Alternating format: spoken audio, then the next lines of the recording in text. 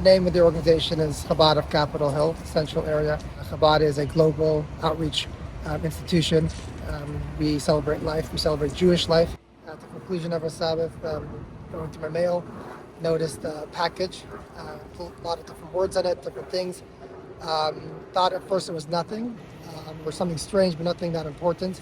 And then I was reminded that just a couple of weeks ago, quite a few of the local synagogues received a similar package. The one upside is that it all seems to be coming from the same place. It has the same MO as the ones that showed up at the other synagogues. So I guess you could say, hopefully it's just one crazy as opposed to a whole army of crazies. So just to be clear, Rabbi, did anybody open the actual letter? No. Okay. As soon as I realized I was going through mail and I realized it was taped all around, I realized that this is something definitely out of the ordinary. I just placed it down on a little table right outside the location. But it does show the spike in anti-Semitism.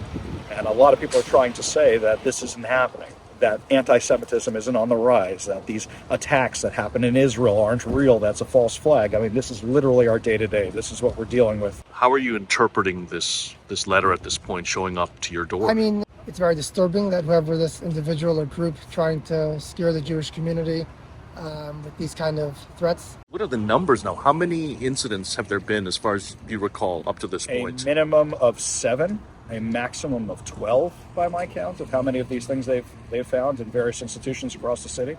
And what's also more disheartening to me is the fact that the politicians don't seem to care. In fact, some politicians were out there protesting with people they claimed were Jews, saying they want a ceasefire in Israel, don't realize that terrorists don't stop until they surrender or until you neutralize them.